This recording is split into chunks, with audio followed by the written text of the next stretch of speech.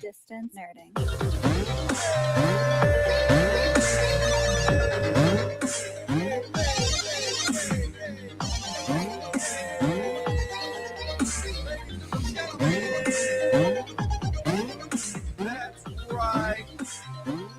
I can't hear you at all.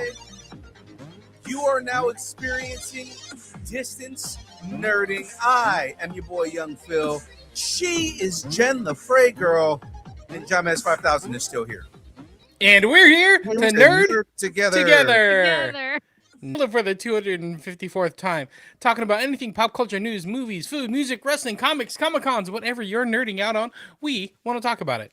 Of course, if you're watching on that on those streamers on the YouTubes, hit that subscribe button. It really helps us out, guys. Listen to us on all the podcast apps. Leave us reviews. Remember, 5 stars helps us so much. YouTube, Instagram, Facebook, Threads, TikTok, everywhere at Distance Nerding.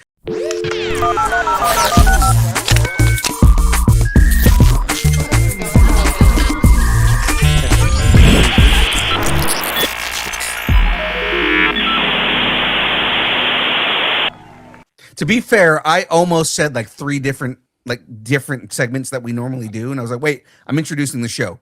My mind was all over the place. Your mind is always all over the place. It is. I'm apparently Jen really the Frey is. Ice Queen. That Jen the Frey the Ice Queen get to. I don't know. I'm broken. Today's episode is brought to you by Colossus Girl Entertainment, creators of fan-focused cons across the West Coast, including Beaver State Comic-Con, Meadowlark, Anna Medford, Tri-Cities Powerhouse Comic-Con, Silver Age, and of course, Gem State Comic-Con. From comics and cosplay to celebrity guests and artists, they bring the fandom together. Visit ColossusGirlENT.com and plan your next Comic-Con. Let's jump into the first segment. Let's talk about all the news that's going on in the world. It's the time for the download.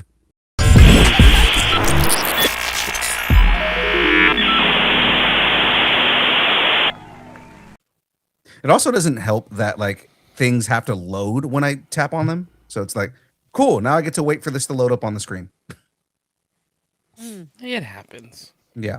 Something Anyways, all right, ladies and gentlemen, let's jump into the first segment here. It's time to get everything that's going around the Marvel Universe. It's time straight from Jay Jonah. If these leaks are real, family may be the heart of Doomsday. Alleged descriptions. That sounds very like serious. Alleged descriptions of 4 separate teaser trailers for Avengers Doomsday have surfaced online, each spotlighting a different character or theme. If true, Marvel is rolling out a carefully staged hype campaign. Okay, so I'm going to give you the lowdown on all 4, all right? And then I kind of want to talk about this a little bit. So there's a Steve Rogers teaser, apparently, and that's supposed to be the first one. So Steve is shown riding home on a bike. He carries his baby boy, like different things. And the tagline reads, Steve Rogers will return in Avengers Doomsday. Then Thor in the woods. So Chris Hemsworth's Thor kneels in the forest praying to Odin before a massive battle, asking for his safe return to his daughter. And then there's the Doctor Doom teaser. Now, it's shrouded in secrecy, only described as a Doctor Doom reveal. So you know it's going to be crazy. Maybe they'll get Trevor Slattery to do like the narration. Anyway, no footage details have leaked for it, leaving fans speculating wildly about how Marvel's going to introduce him. And then the 4th one is going to be like the whole, like the big ensemble one, like everyone's in that one.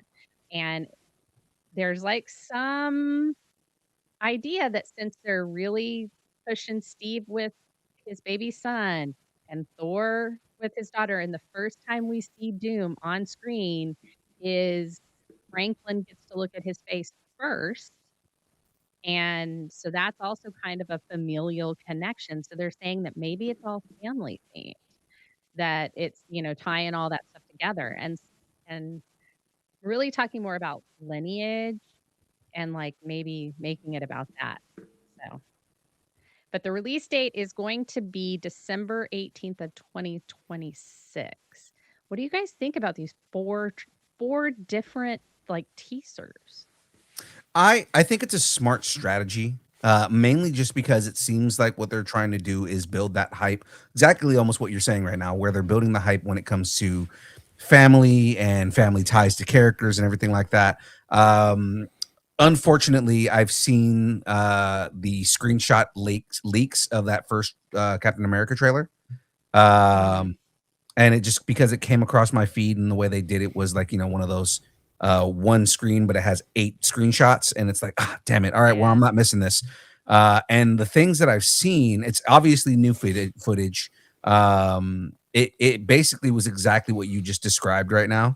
Him Mhm. holding his child, him on the bike, him folding his Captain America uniform back into like a crate. And it's I think that it's a good strategy. Again, I think that what the whole thing is, it's not only going to be families, but it's going to be an attempt to break families. Yeah. Especially with the way that what they're doing is trying to tie it from things that have been coming out. They are tying it from Endgame, and this is supposed to be directly tied into Endgame. So it's almost like they're acknowledging the multiverse stuff that's happened so far, but at the same time they're almost going to erase it with this movie being something that kind of messes with all the timelines all at once. Do you think that this is gonna be like a movie that we see what was going on while the other stuff was going on? So, like, this is taking place at the same time, like the Disney Plus stuff is and all the movies, like the Fantastic Four and all that. Like, we're seeing Doom get to Franklin and he gets to Franklin last. Like, he's already done all the rest of this. I do believe that that's probably where they're going to go. It is going to kind of show, hey, here's where everything has been happening, and this is what everybody's been doing in the meantime, especially with the big major characters that have been kind of absent from everything happening. James, what do you think? That's a good point. I didn't think about that happening at the same time, but that would explain a lot. Like, when we watch some of the Disney Plus shows, we're like, where is everybody else? You know? Right. Like, what Yeah. happened to their teammates? So that would explain a lot. So I'm interested. I didn't think they were gonna do this, but they're gonna do this. Like 4 different Yeah. trailers. I know there was rumors about it, but they're doing it. Like it's right upon us. It's pretty interesting. I do agree with the whole it's a family theme and something's going to be breaking because I think there's a good hook for like Steve and Thor that there's stakes that matter to them now. Yeah. Not just like, hey, we're going to go save the world again or the universe again, but it's more personal for them. So it makes me wonder what's going on with Doctor Doom. I don't know what Yes. he's going to be Not doing with not Franklin though. Dr. Detroit. Yeah. Yeah, and also this is where it gets a little weird, right? Like, do we think that the son that he has here, do we think that's James Rogers or Ian Rogers? Ooh. I don't know. That brings a lot out. Like, that's something that hmm, I don't know. Because you have Ex- I James don't know. Rogers. Well, so James Rogers is Steve's actual son. He names him after Bucky. Mhm. And Ian Rogers is his adopted son in the comics, but you could easily make Ian his actual son, depending on which way they want to go with that. And Ian is much more of an expert in hand-to-hand combat versus where kind of you know James is the actual kid that he had with Peggy, so it would make sense. Yeah. And hopefully it is James. 'Cause didn't they show like a picture of her kids when she was dying in one of the Captain America movies? And didn't she Mhm. have a son and a daughter? I think yeah, she did. I want to say yeah. yeah. Who was what was her name? His Well, love no, interest in not one of Sharon. these. Sharon. No, Sharon Carter's was Peggy's niece. Yeah. That would be weird because he did kiss her and maybe Again, did more stuff off again, screen. We don't know. the family theme. It's a family affair. Oh, affair. I shouldn't have said that. Okay. Anyway, Oh my Ouch. gosh. Frey, what do you think about all this? I like what you guys are saying. It really does line up with a lot of the stuff that I'm seeing. And it really does pay off a lot of that. Uh, Thor getting a daughter that's not his own really, but he loves her as his own. Seeing Doom first with Franklin Yeah. is also an interesting, and then also and Steve, like actually getting to see the stakes that Steve has now. I love that idea. So yeah, no, I'm totally on board with all of this. And I just think it's funny because everybody's like, "Oh, we're gonna have to see this trailer," and then they're like, "Oh no, it's gonna be 4 trailers," and then it's like, you know what? Fuck you, fuck you. I It's will see smart. them all later.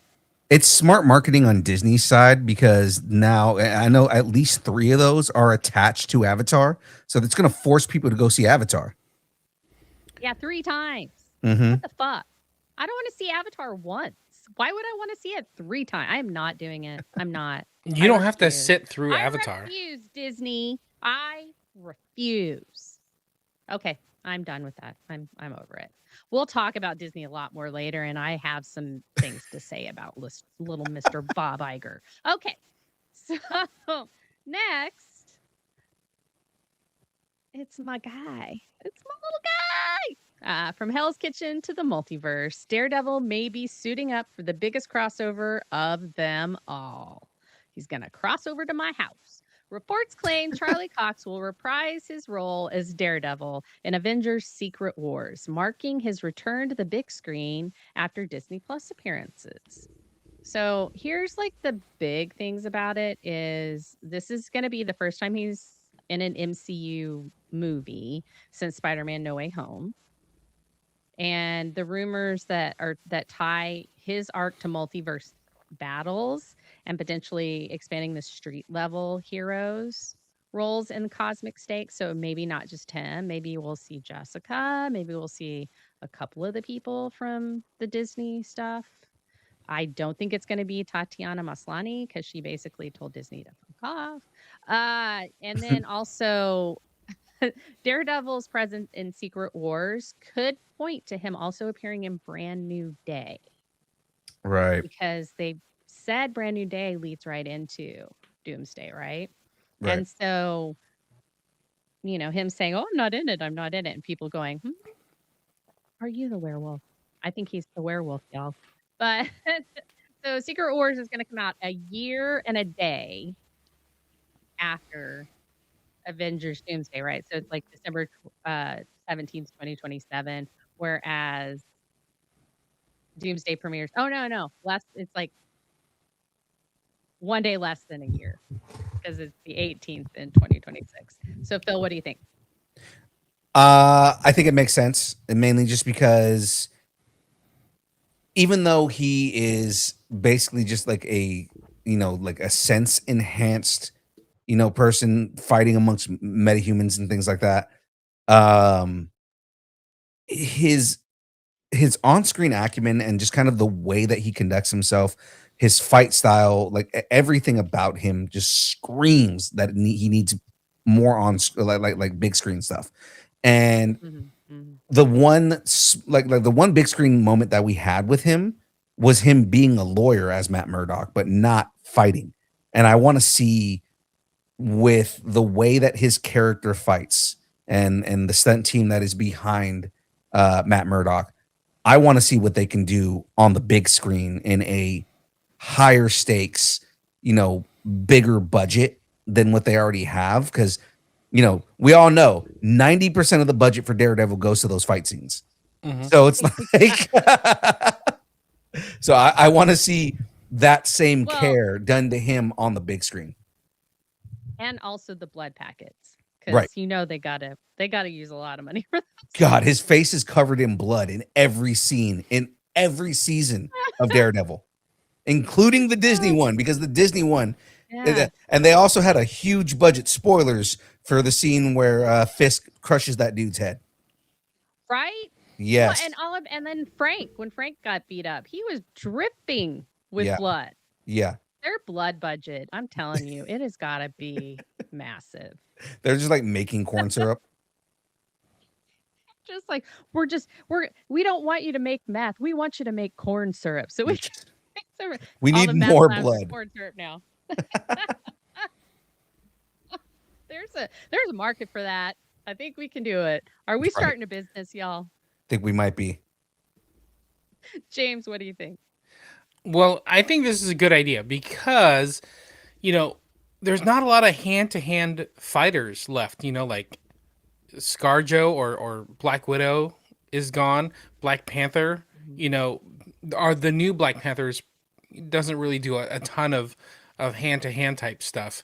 So I keep picturing like the way Captain America or Nomad was that Infinity War, where he just had the two pointed shields and just coming at aliens or whatever it was. We need people that can do that, and I think bringing Daredevil in to do that would be interesting. So I could definitely see that happening. Plus, having people like Thor is way OP. He's way too OP. So we need people that are kind of grounded that could take a punch. Yeah, he's full god status at this point. Exactly. So it's like, like he is super OP, and then you have Captain Marvel, who is super OP. You have so many Scarlet Witch, which rumors are that she's going to be back by Secret Wars, super OP. Like just all these characters, and then now we're bringing in mutants who have nothing but OP characters. So yeah, we definitely need some of those grounded fights.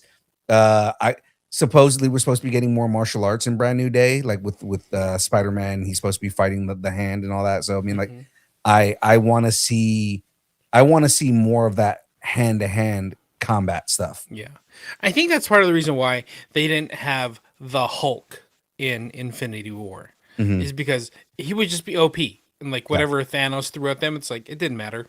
Yeah, I need more Shang-Chi. I'm sorry, I've been saying this on threads for like the last month. I need more Shang-Chi. I'm so upset that we have not had Shang-Chi in 5 years. Let's get it. I mean, Simu was busy being a Barbie, but whatever. Okay, speaking of Spider-Man. Oh, look, it's Charlie Cox again.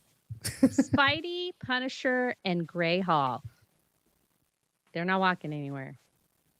Sounds less like a team up, more like a demolition derby. Kind of does. If I hadn't fucked it up, it would have been great. Rumors suggest Spider-Man Brand New Day will feature Peter Parker teaming up with the Punisher to take on none other than the Grey Hulk. That's right, fellas. The Grey Hulk. Not Maestro, but Joe Vixen. All right. So, Spidey plus Punisher Alliance. Are you ready? So, a rare team up that could bring Marvel's darker street level vigilante into Spider-Man's orbit. I see like Spider-Man doing all these jokes and stuff, and Punisher just being like, "Are you done?" Like that's really what I see, and I feel like it's just going to be perfect. It's going to be chef's kiss perfect. Anyway, the Joe Fixit persona of Hulk is rumored to be the antagonist, adding a morally complex foe. And then, I mean, I said this too, the Spider-Man quips and the Punisher's grit, but I feel like he might corrupt Peter a little. Peter might get a little darker viewpoint. So anyway, it releases on July 31st of 2026. So less than a year, like 7 months. Phil, what do you think? It's interesting if they're bringing in the Grey Hulk, if they're bringing Joe Fixit in. Are they going to Vegas? He could leap there. So. Like, is Peter even old enough to go to Vegas? Not yet. Well, he graduated high school. So yes. But that's 3 years later. Is this 3 years after he graduated high school? Like, I mean, it could be. They could be telling that story because, I mean, you can go on the floor at 18 into casinos, buddy. Yeah, but that's not fun. Vegas isn't fun until you're 21. I'm sorry. Unless you're a Raider fan, then you can go be disappointed at Allegiant. But I mean, like... That was uncalled for. That's unsportsmanlike conduct. So I'm throwing the flag. The Emirates game that the Spurs are in right now. Oh, there you go. That's fine too. No, yeah, and Frey, you know my reference to that. Joe Fixit like first emerges in Vegas, so it's like, are they going to Vegas or are they going to reference Vegas with this? But um, I like that they're bringing in the different versions of the Hulk. I think eventually, given that they keep expanding on the Hulk in this, I feel like they're almost setting up Agents of Smash at this point, which would be really cool. Baby, no, I want it.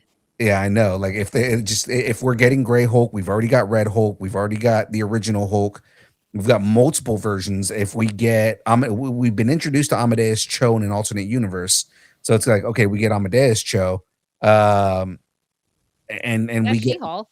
we have She-Hulk. That's right. So like it almost seems like they're setting up, like inadvertently setting up Agents of Smash, which would We be have really cool. 5 Hulks. Are we talking 5 Hulks in the MCU right now? If it's true that we're getting the Gray Hulk, and again, Amadeus Cho has been introduced, but he hasn't hulked out yet. So it's Yeah, like, he hasn't. yeah. In the MCU, his mom was introduced, so we know his mom exists in the universe. And again, he's a scientist in an alternate universe at this point. So, we know Amadeus Cho is there, which means they're begging to have the second Hulk come out. And technically, we have the Hulkling too. Yeah, Yeah. with weird hair, but yeah. Yeah, I mean, we have the Hulkling. Scar is here, so I mean, like technically, we have another Hulk. So I mean, there's a couple of different Hulks that we have. I think that it makes sense. That also makes sense to have Spider-Man and Frank Castle, to have Peter Parker and Frank Castle, instead of fighting regular Hulk, you're fighting the Gray Hulk, who tends to be more savage on the front. Yeah. On the front end, and then he's more reasonable on the back end, but it's like he tends to be way more savage on the front end. Punches first and ask questions later. What would be cool is if we get a moment where Bruce shows up and punches Joe Fixit in the face, and we get some Hulk on Hulk action. Woo! Be so dope. Yeah. And then the porn parody would be totally different. Oh yeah, Hulk on Hulk action.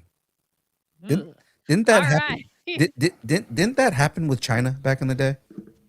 Okay, stop. I'm not feeling this. I think there's too many people with the gamma rays and the Hulkness. There's too many people with the secret serum that's not so secret. Everybody can be a Captain America now out of nowhere. So I don't like it. I feel like this is a quick fix for a villain or something to fight, but I don't like it. Like, I don't know who Joe Fixit is. Like, we're just gonna throw another Hulk in? Like, what? Nah, I'm not feeling it. So his tacos are off the table for this one. Yeah. I guess so. To call back from, I don't know, episodes ago, since we haven't done that in a while. No, I at this point, I'm just like so over how many people they've talked about being in this. Oh, where are your tacos? No, I'm like, just do it. Just put everybody in it. I don't care anymore. But again, I've mentioned my tacos are ambivalent at right. most. Again, I've mentioned that as long as the way that they do it is not just, characters in the entire movie for the entire movie, it's like you can do an opening scene. They've done this in other movies. You can do an opening scene with Peter and Frank teaming up to fight Gray Hulk. And that's like the opening, insight into what's happening in the movie. And it's more just showing like, kind of like what Spider-Man has been doing since he's been, since nobody knows who he is again. Or they could do a thing where they're fighting Joe Fixit, and then it like stops, and you hear Tom Holland like say, "Oh, hi. Let me tell you how I got here." Yeah. And then they go back, and then it ends with, that would be cute. Or you do a or at some point in there you've got to do a sun's going down, big guy, and Joe just looks at him and punches him across and like into a building. And it's like that usually works. He's like, it's noon. No, but like, because that worked with David, right? But it's David with Bruce. God, harkening back Bruce. to the 70s. Sorry, harkening back to the 70s. That worked with Bruce, right? But it's like Joe Fixit isn't Bruce Banner psyche wise, so it's like, Yeah. Like, whatever. Okay.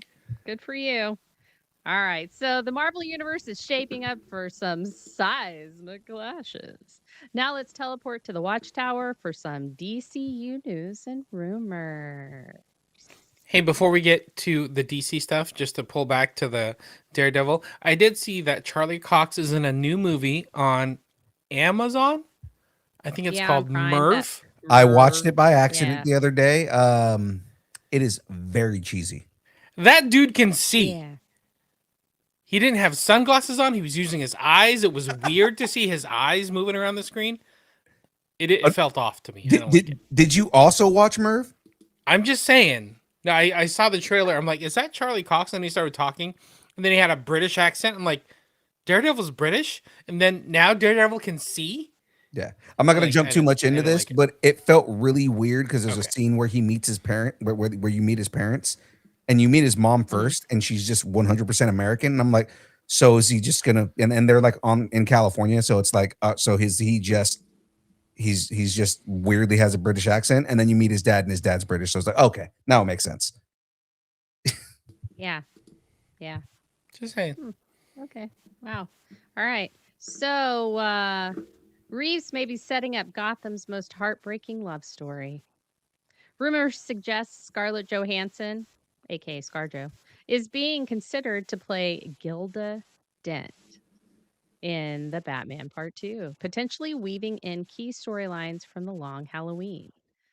So, I mean, I don't want to spoil a lot. So if it does happen, but Gilda Dent is married to Harvey Dent, Right. and she is part of that. She's a major part of the story in Long Halloween. But yeah, I don't want to really spoil it. It's just she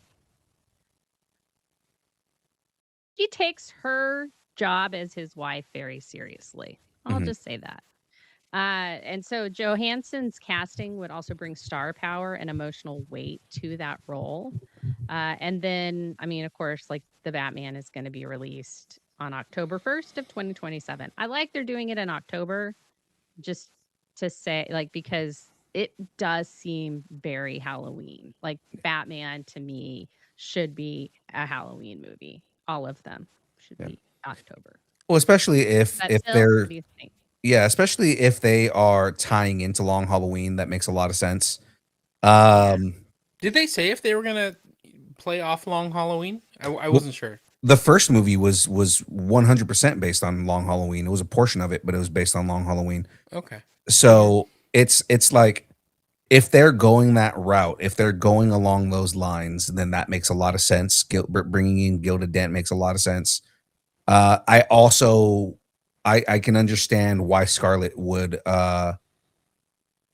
cancel the other movies that she's working on in order to do this, because Gilda Dent is a character wise, she is a major player in that series, and she would be spanning between both Batman Part 2 and Batman Part 3, which they're saying they're going to end it on the third movie. So it makes a lot of sense to bring her in and for her to focus so much on this, because this is going to take a lot out of her emotionally. That character is so tragic, it's ridiculous. She's got a lot of layers, and all of them are crazy. Anyway, James, what do you think? It's interesting if they pull this off, because having a name like ScarJo, somebody that like a major name coming over from the MCU over to the whatever version of the DCU this is a major get, but also having them not be like a main character that is in multiple projects is sort of interesting. I thought maybe they'd bring her in and she'd be, I don't know, like part of the Justice League or something like that somehow. But She's gonna be playing. She's gonna be in She'd the be a Long good Halloween. Black Canary. Right. Yeah, there you go. It would be. The only thing is that what they're going for is more dramatic realism when it comes to this version of the Batman. I mean, judging based on the first movie and then how the Penguin played out, like her coming in as Gilda Dent in this universe again would be highly tragic. Yeah. Oh, And yeah. it's a way for her to like to really stretch those acting chops. Yeah. Doing something that she hasn't done for a while. And I think that's good. Yeah, absolutely. Yeah, I agree with you guys. I think it's interesting. I didn't think about Gilda Dent because I didn't didn't either. know if they were going to continue the long Halloween, or if they were going to do something else. So that's why I was like, "Hey, Sasha Bordeaux. Hey, what about this? What about?" Yeah, but I like it. I think she can do it. I think Yeah. it's really it would be a good character for her to do. Giving a little like Lucy vibes to me, just a little bit, as far as like how far she'll go, kind of thing.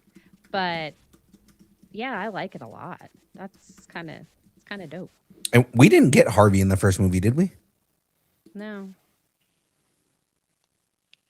And they did kill off the DA, so it Yeah. does make sense.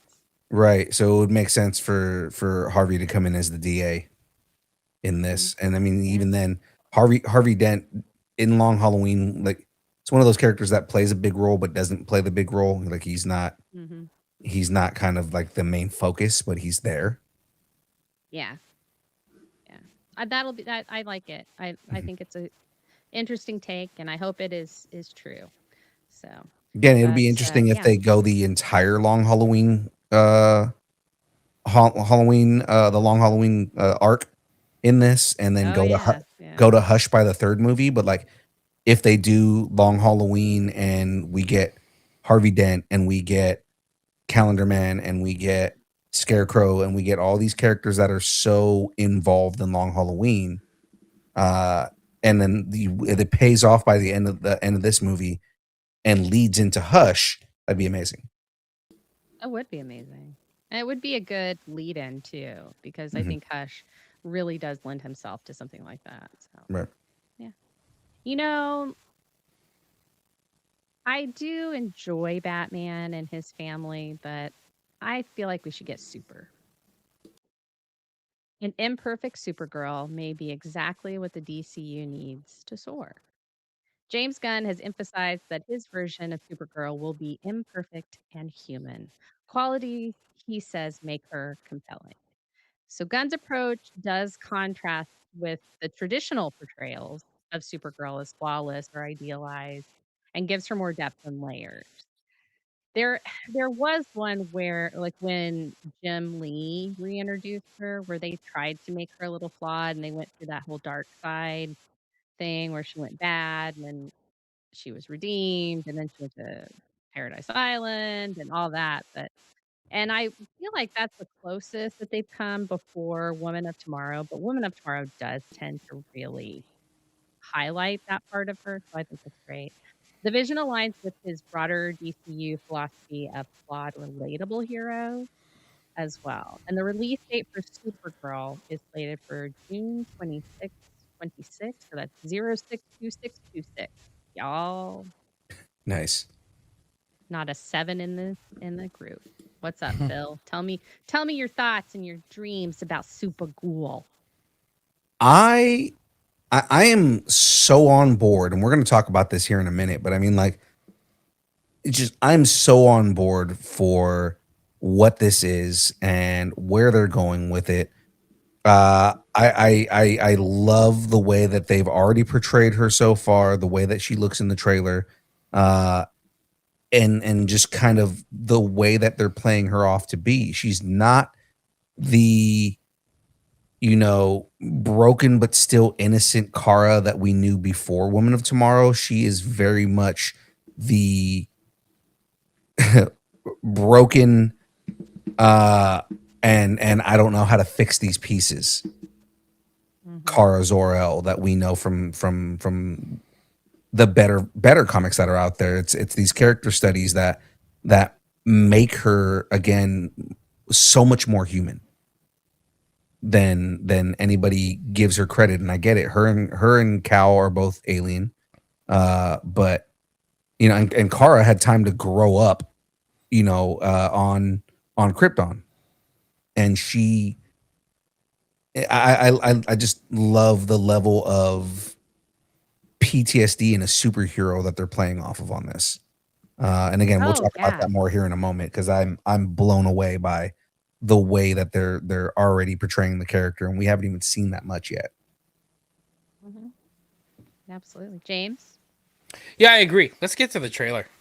I just wanted to talk about the trailer. Yeah. The things that I will say about this before we do get to the trailer, I do enjoy that James Gunn wants his heroes to be flawed and wants them to be like human, to show the human side of them, because I feel like when you do that to any hero, you really make them more relatable, and then and that makes people love them more. And so yeah, I absolutely love it. And I do love how she can't talk to Clark about it because Clark didn't go through any of it. And so she feels way more isolated than he does. And so I like that. Like, you know, as Clark feels isolated himself because he's different, he still had that human experience growing up, and Kara didn't get that. So I love that they're highlighting that. But anyway, weirdly he's still her baby cousin somehow. But I mean, like, you know. I know, right? And that's gotta also like screw with her head too. It's like, my baby cousin is older than me, and look how tall he got. Oh shit. You know, like it's that kind of thing. So.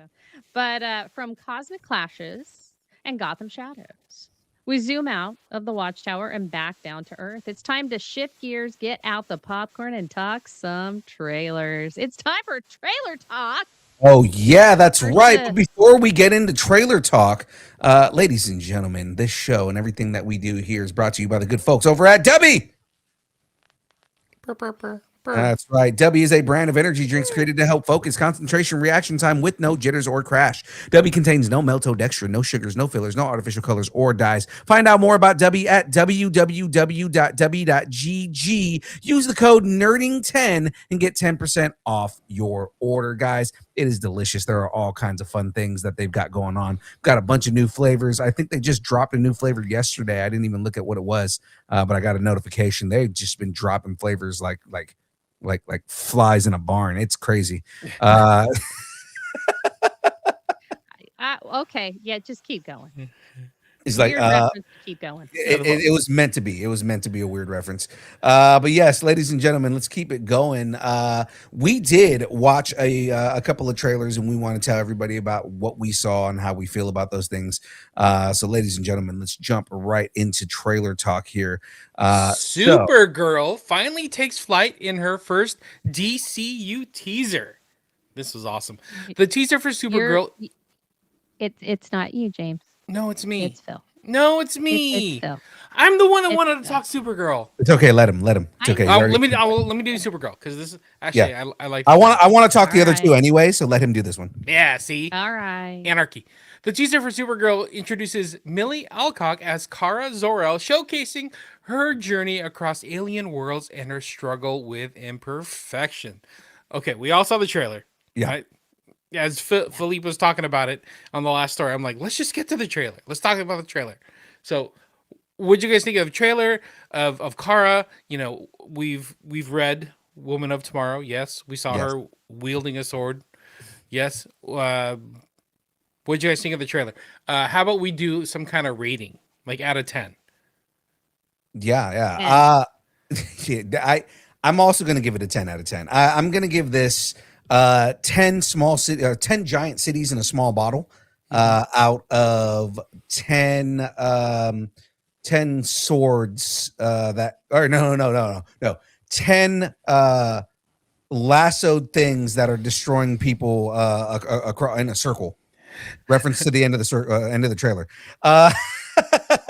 We haven't done this in a long time, so we haven't done this in a while, and I miss doing this, actually, just making things up on the fly like that. No, this trailer was great. It's funny. Everybody who's complaining about it online is like, "Oh, it's James Gunn doing Guardians of the Galaxy." Well, number one, James Gunn didn't direct or write this movie, so you guys can shove it. Just shut up, right? He did not write it. He did not direct it. He is the producer and executive producer behind it, but he's not the one doing it, all the work on this. And the comic, if you're sitting there complaining about this movie looking like Guardians of the Galaxy and you didn't read Women of Tomorrow and you don't realize how much Women of Tomorrow is basically fucking DC's Guardians of the Galaxy, Yeah. then you don't understand shit. I'm sorry. I'm just throwing that out there. And this is going to be our take, and this is going to be the TikTok, and I'm going to get yelled at by all the weird incel nerds on TikTok, but it's fine. This trailer was perfect. It's everything I wanted Woman of Tomorrow to be. And I was just kind of, when they said that they were doing Woman of Tomorrow, I was like, God, this can go both ways. This could be really bad, or this could be the most amazing thing ever. And so far, that trailer makes me feel like this is the most amazing thing ever.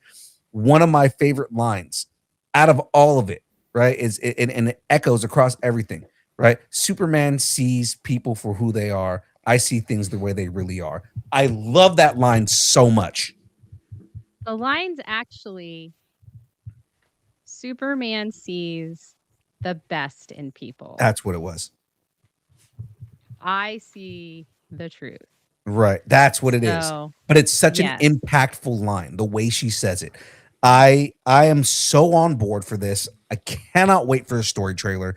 Also, Jason Momoa for 2 seconds as Lobo, smoking the cigar. He's got the eye, the rings around the eye. He looks like Lobo.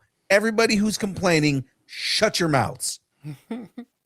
Why would they be complaining? He was on screen for like 2 seconds. No, they're complaining because he was Aquaman before, and now they're like, oh, well, now he's Lobo. Some dude who obviously doesn't know shit about comics was like, oh, now Jason Momoa went from being a superhero to being someone nobody knows. If you know DC, you know who Lobo is. Almost everybody who knows DC, anybody who loves DC comics, top 10 favorites, almost everybody on your list. Everybody who has a top 10 list of comic book characters, Lobo is on everybody's top 10 somewhere, whether it's low on that 10 or high. He might not be in my top 10. He's in most people's top 10s. He was like DC's answer for Wolverine. He's worse than Wolverine, dude. Like Lobo, what I love about Lobo is he was the first person to cuss non-cuss in the thing, because they gave him his own cuss word. Yes. Yeah. So he says frag, right? And he's just like fragging, frag, you know, and he cusses so much. And I considering James Gunn and the way he runs things, I wonder if he's gonna go purist and let him just say frag, or if he's just gonna cuss up a storm. I would like to see him say frag. I would that to be like the bad word out in the galaxy, and like fuck's not that big of a deal. Yeah. Yeah. I want to hear him say fuck, but at the same time I want to hear him use frag like it's somebody freaks out when he says frag, like, you fragging looking at me? Yeah. I want to see like Kara say fuck. And like she's like, "Oh." And he goes, "What? What are you fragging talking about?" And then like everybody else goes, "Oh," like he said that. Yeah, that would be so amazing. good. It won't be in there, but it would be amazing. So, yeah. So can I talk about it now? Please. No, please talk about it. I definitely, of all people, I love James's take, but of all people, I want your take, because you are probably our subject expert when it comes to this character. All right. So, at first, the opening, I was like, okay, no, this is definite. Has such James Gunn feels, because it's crypto and he knocks something over, very Groot-like, very Rocket-like, and then the whole peeing on the paper, and then she wakes up and you can tell she's hungover and she's like, oh, you almost got all of it on the paper. Way to go. And I was like, oh my gosh, she's a millennial teen. She's a teen. She is a teenager, and I loved that, because in the comics, the reason that her series doesn't do as well as other Superman series is because they don't know what to do with her.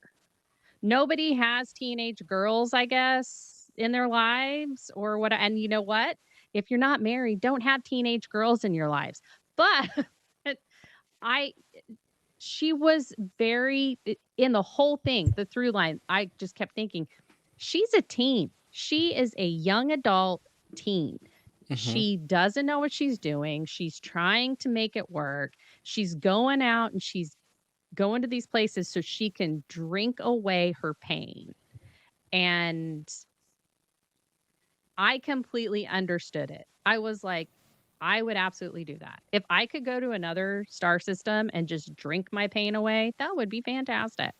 And that she brought Crypto with her and she's talking to him, I'm like, nope, I totally understand that. I feel like this movie might have been made for me, personally made for me. Thank you all for, watching it in the future. But no, this is for me. This movie is for me.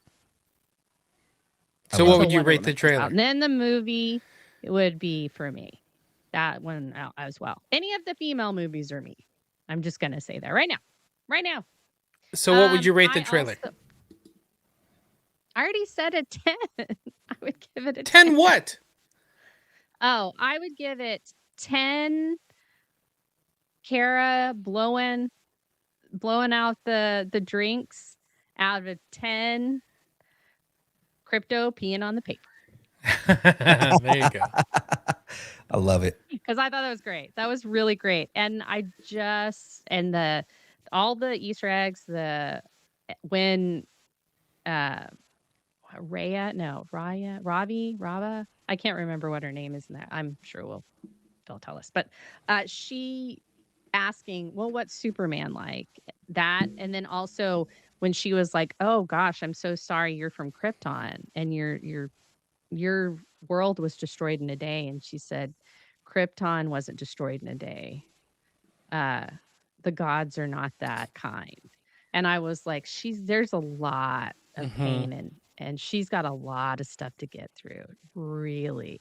And I liked it because I was like, we need this damaged Kara, because then when she finally gets over it and she realizes that she's a hero too, it's gonna be such a payoff. So yeah, I loved that. And the Lobo, as soon as I was like, oh my God, Lobo, as soon as that, and then I was like, and he's gone. Like that was how I did it. I watched the premiere, by the way. Sat there for 30 minutes on that screen of just her. So I could watch it when it came out. So good. That's fun. That's fun. James. Yeah, I'm excited for it too. I really love the trailer.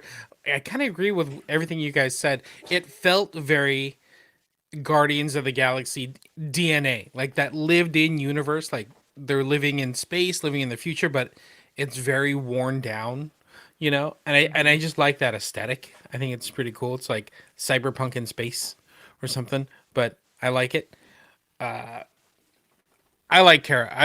Again, James Gunn handling broken characters is great. I think this is going to be a good breakout for Millie Alcock, because in Game of Thrones, or House of Dragons, I should say, very quiet, very stoic, but she could act. But now playing this character with a ton of range, I'm excited for her version of Supergirl.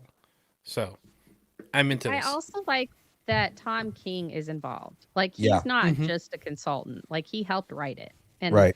I feel like that is where you really start to get those little nuances and knowing each. Like, he knows Kara. So having him help write it, I think, was a stroke of genius. That they could say, hey, can we have this in here? Or was that just like you wanted to have Comet in the story? Like, you know what I'm saying? Like, is this the essence, or can we move a little away from it? And I feel like that is something that a lot of companies don't do, and I think they should. So Percy Jackson, they do that. Rick Riordan helps write scripts and stuff for the Percy Jackson and the Olympians. So, and I love that show. So yeah, it's really good. Yeah. 2 new episodes out so far. I think third one this week. Watch the first one. Oh wait, is the new season of Percy Jackson already on? Mm-hmm. Yeah, it Damn just it, came out man. like this last week.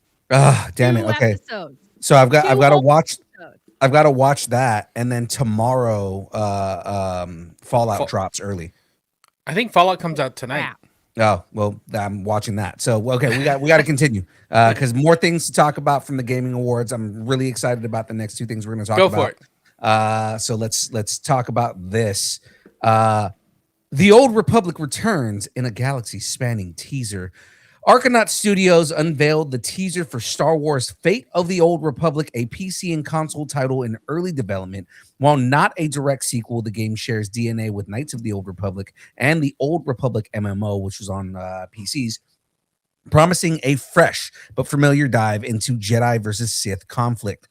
So, a masked figure resembling Darth Revan flashed briefly on the screen, which was pretty dope when you see him kind of show on. It's got a lot of people talking about the role that he may be playing in this, especially if it's not something that ties to the original games.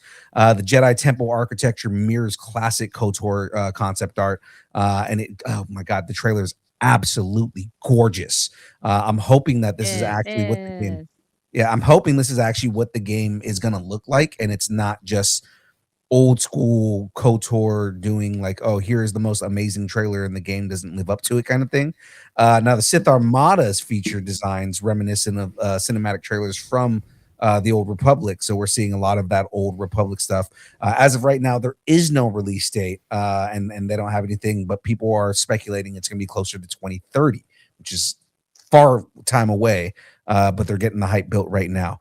So guys, did this teaser convince you guys, either of you, that Argonaut can carry the Old Republic legacy forward, or does it feel like a recycled nostalgia game? It did have a feeling of previous games. I didn't know which one it was, but it did feel like that. But I think that's a good thing. I think it felt like it was in the same universe as some of those really good Star Wars games. So I think it's going to be fun for me because I don't know a ton about it. So I think it'll be fun just to hear all the lore that comes out of it.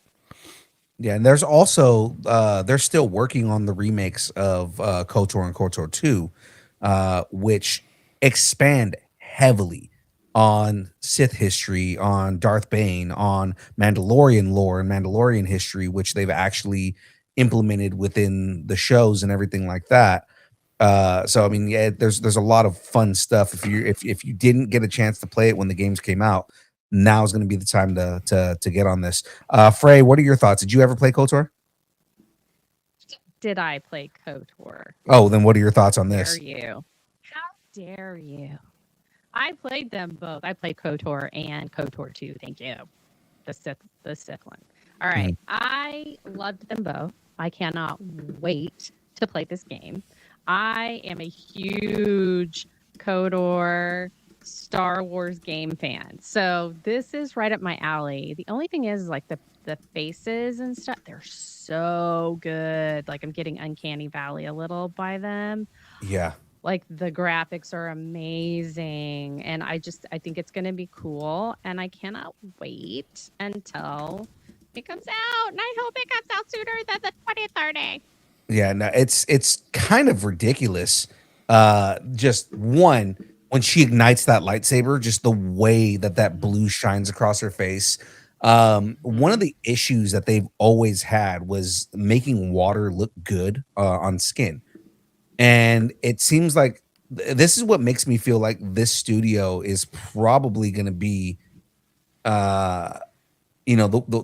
going to carry it forward, because they managed to make the water look good on skin. I mean, I'm going to put it back on the screen. Like, if you look at that, just look at how well that looks. Yes, I feel like I'm getting, like, I'm also moist because she is.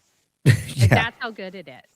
Like, Philippe is moist for different reasons. I'm very moist for different reasons. My whole thing is, are these going to be new characters? If they are going to be redoing the lore altogether, is this Bastila Shan? Are we getting a new version of Bastila Shan out of this? Especially when they are their daughter.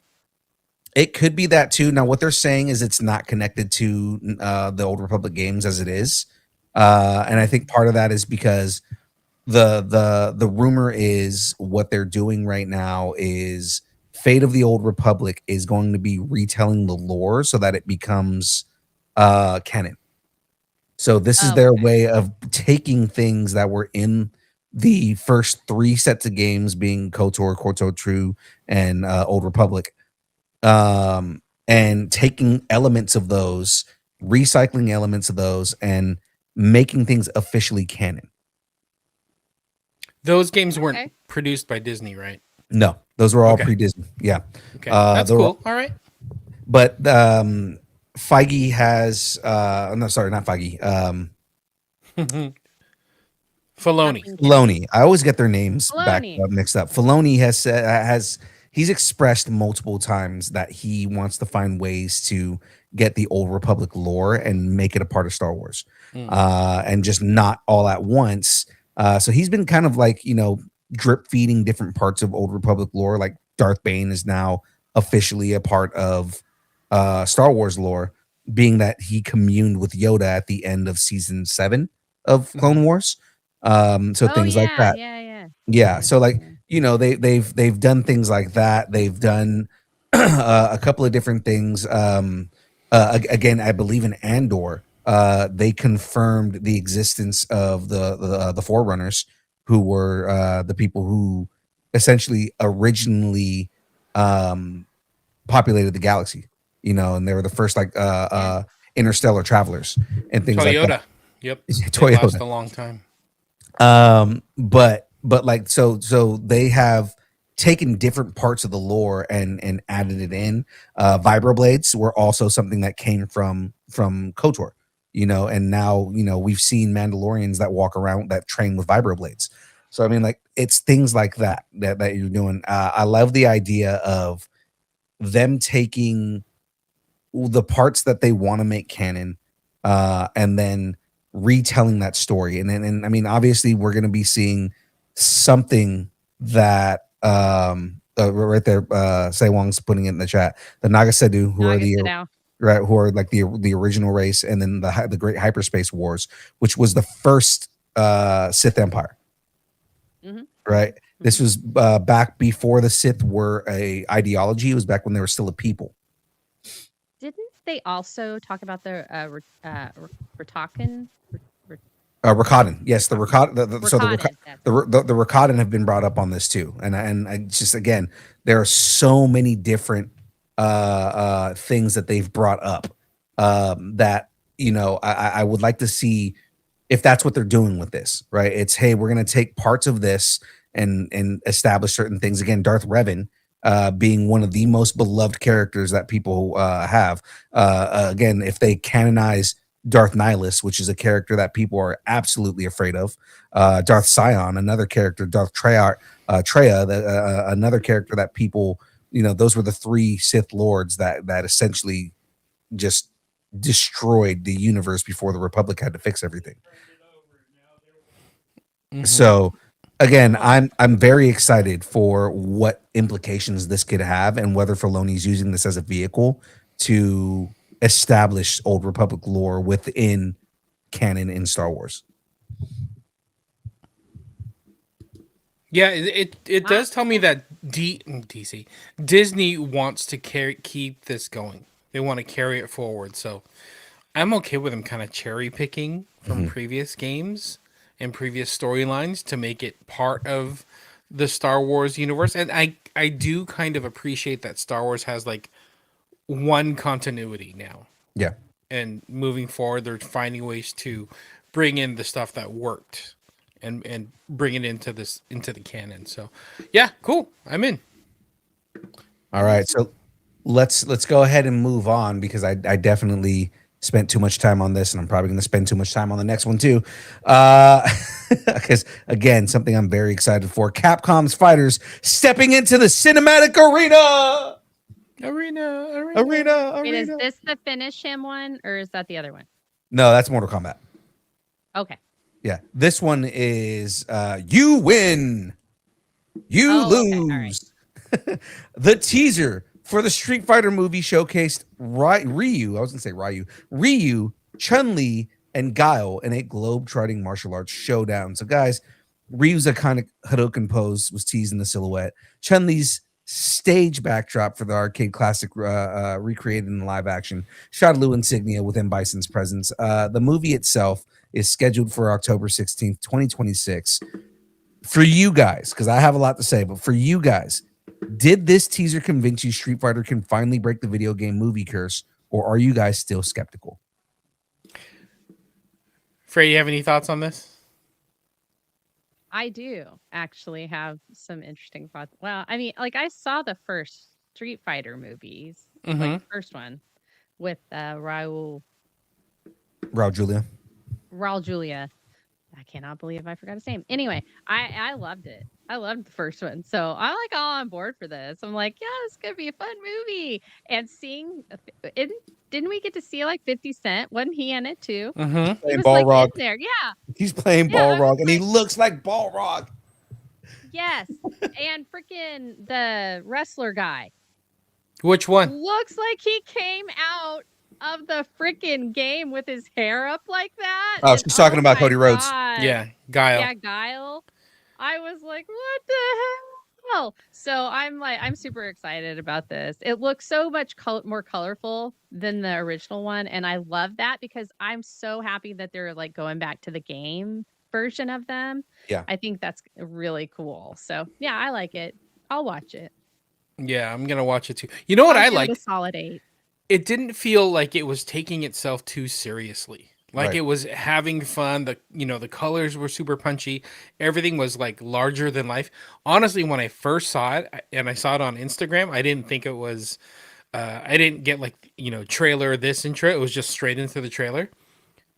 I thought it was fake at first. I'm like, somebody came out with some really good AI or something like that. And then I started watching. I'm like, wait, this is real.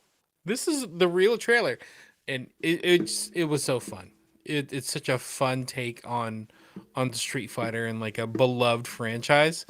I think this is gonna be a franchise where they're gonna start spinning out a bunch of them. Yeah. Oh, are we ready? Are we ready for this? Yes. All right. Should I time you? Should I tell you at like 3 minutes? Okay, wrap it up. You might need to.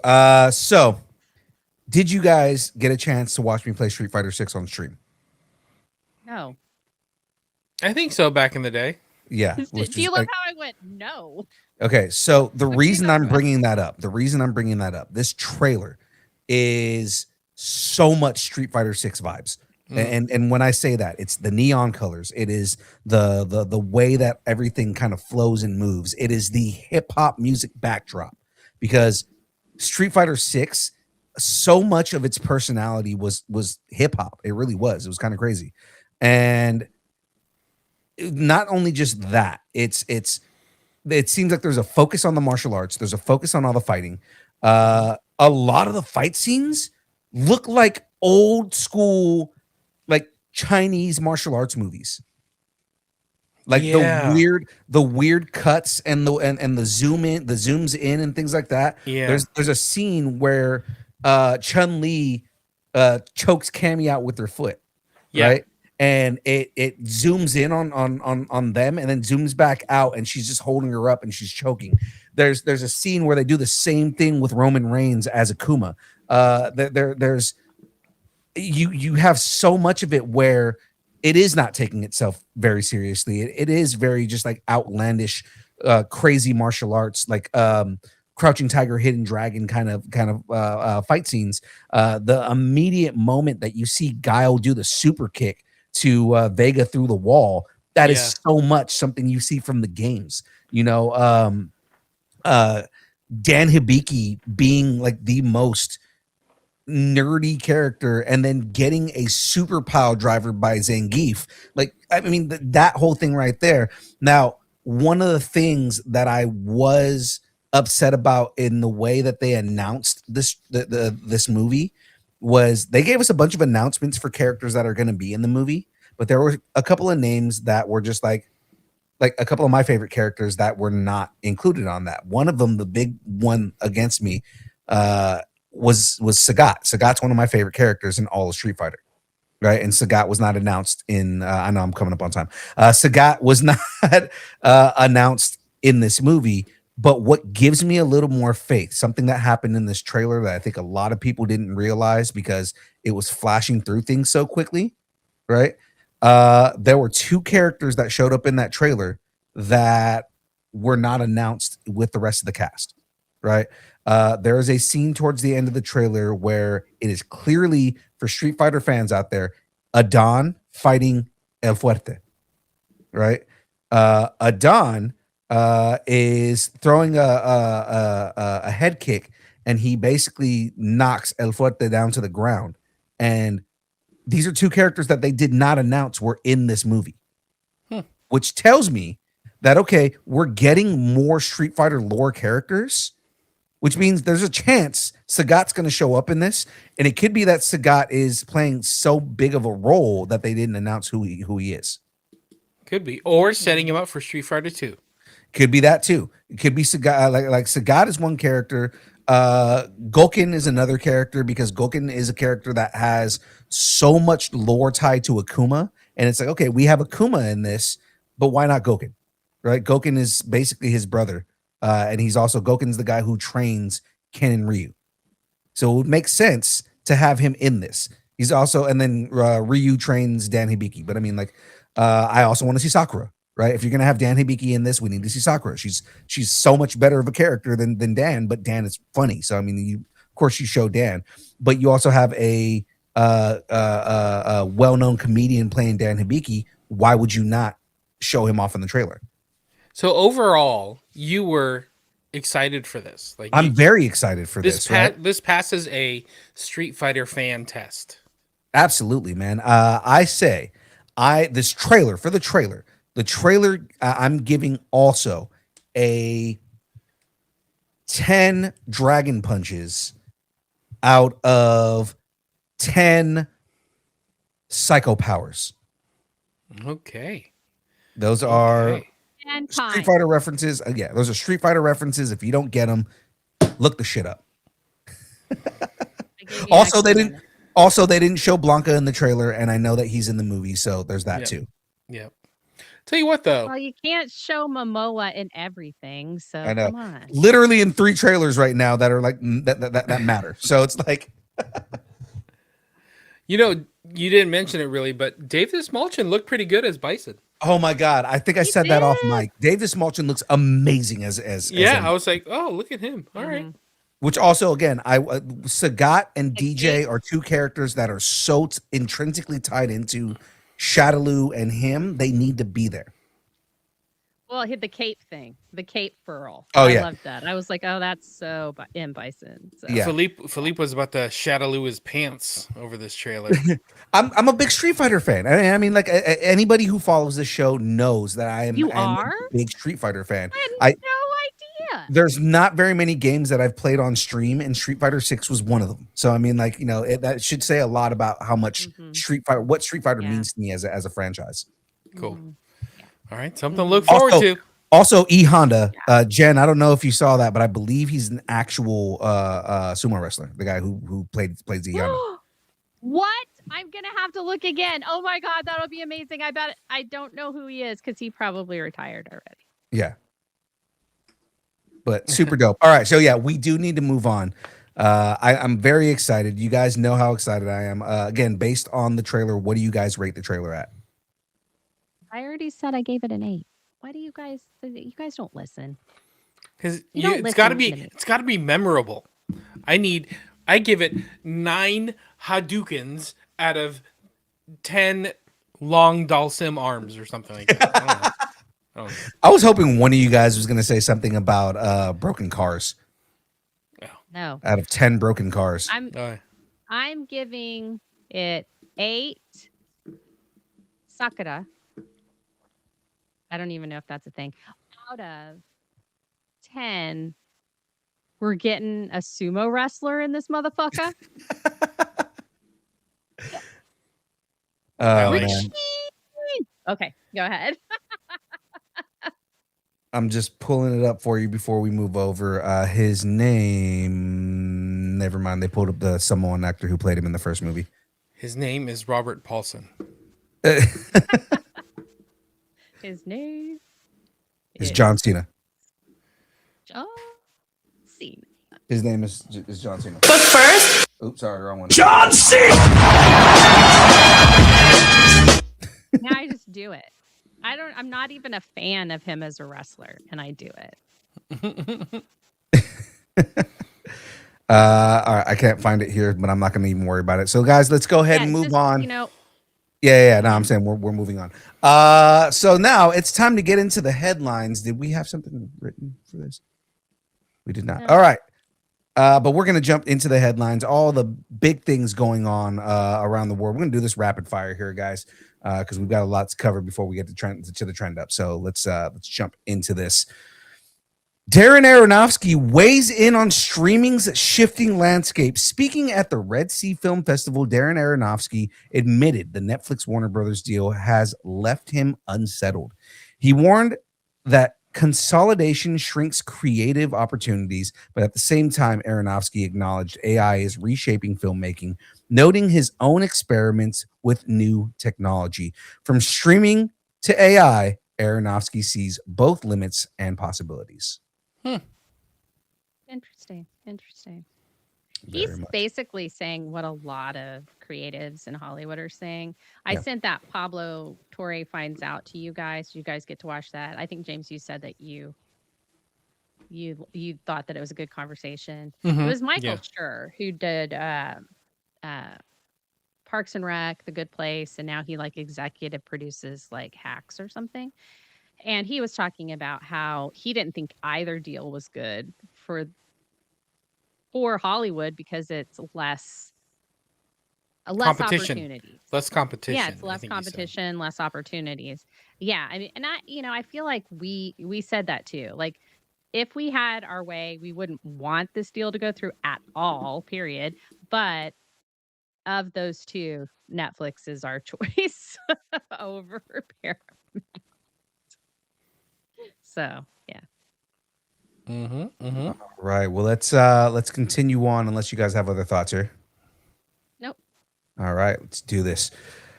Terry Gilliam is pushing for one last ride. Terry Gilliam urged Paramount to greenlight the Defective Detective, calling it his final film and saying he wants to direct it before he dies. Terry Gilliam's swan song may finally get its curtain call.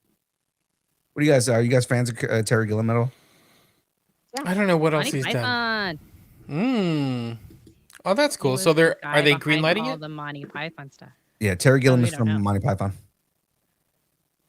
So did they He greenlight it? directed He's Baron trying. Munchausen. Yeah, he's trying to get them to greenlight it right now. He's saying that they haven't greenlit it yet. Oh, I see it here. So the long lost fantasy noir has been sitting in Paramount's vault since 1990. Yeah. Paramount's busy trying to buy Warner. It's Terry Gilliam's over here. Hey, everybody! I just want to make my Hey, if movie. you're gonna throw some money at stuff, throw some Yeah. over here. Exactly. Take a fraction of that so I can make my movie. Cool. He was the American Python. He was the American Monty Python. He's American. Is Terry Gilliam American? Yeah, I always thought he was British. he was. No, he's American. Yeah, cool. Because He's I know the he's only one. I know he's co-creator of Monty Python. That's why I was just like, oh, Yeah. No, he's American. Yep. did not know that. I always thought he was British. Yeah. Well, he doesn't. He's never on the show. Like Yeah. he's behind the scenes. He did all the graphics and did all that stuff. So he's Right. He was their like behind the scenes guy. So He did a lot of the animation stuff. He made Brazil and Yes. Fear and Loathing in Las Vegas. Wow. Yeah. yes. All right, He's let him make the subtle, movie. like, Give him the movie. Let him make the movie he wants to make. Yeah, I love him. I think it's I want to see it. I just love that he's like, I want to do this before I die, y'all. Yeah. Let Yeah. me make my movie. Exactly. That was like, I'm like, he's not getting any younger. Let's let him do it. Not wrong. Not wrong at all. He's definitely not getting any younger. Let's go ahead and move on.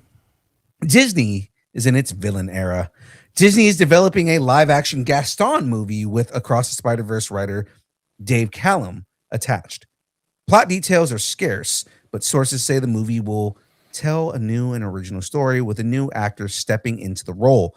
Beauty may be timeless, but Gaston is getting his own beastly tale, especially with that massively hairy chest. Yeah, cool. Move on. Is Disney gonna try to make us love Gaston like we liked Maleficent in the Maleficent movies? Like, I hope telling not. giving the villain some kind of humanistic character. Gaston is I such a hope not. jerk. Like Yeah. he's such an asshole, and it's like, okay, the live action movie gave him a little bit of like relatability, but he was still a dickhead. Yeah.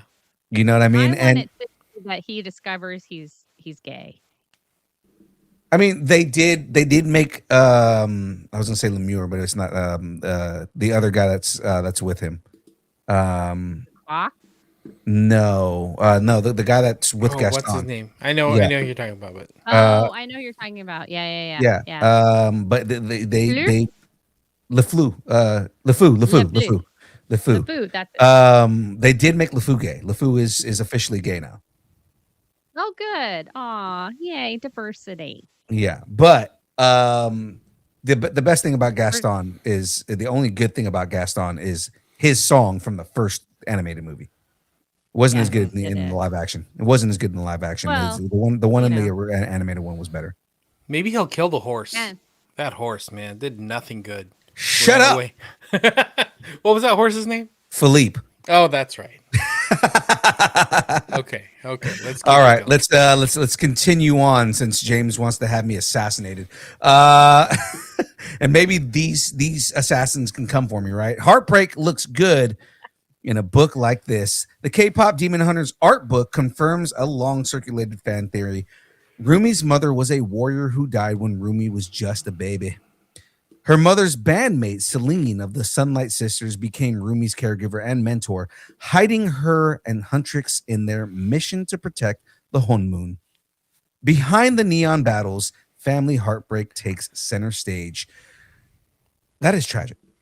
And if they're going to be doing anything with any of the animated films and they're going to be doing new movies, they need to address that. I actually do want to see that story of her mom sacrifice, even if it's just for like the 10 seconds at the beginning of the movie. Yeah. Yeah. I'd like to. That would be cool to see a flashback. I mean, I haven't seen the first one, but I think that would be good. You always want depth. Mm-hmm. So yeah. I like it. I'm not gonna go out and buy the art book, but I think it's cool. No, you're gonna buy 3 of them. That's true. Yeah, one for each kid. Expand on the universe is what I was gonna say, but it might expand into my wallet. So It's great. definitely going to expand into your wallet. 3 All of right. them. He needs one for each kid. Space Godzilla is stomping back into the big screen. Legendary confirmed Godzilla vs. Kong Supernova will bring Space Godzilla into the Monsterverse. The Monsterverse is blasting off into cosmic territory. Where are my kaiju fans at? Are you guys big kaiju fans? I just love the picture. I was Yeah. like, this I was is gonna like say. the worst kind of like, what the hell? I'm not. Even the modeling, I'm like, what were they thinking? But I think it's gonna be fantastic. It's also the 1970s in Japan, so I mean, like, Hey, I'm not a big kaiju fan. I think it's fun and all, but I'm not super into it. But I am into shoulder pads. And the way that this kaiju can rock some shoulder pads, he could be Yeah, I'm telling you.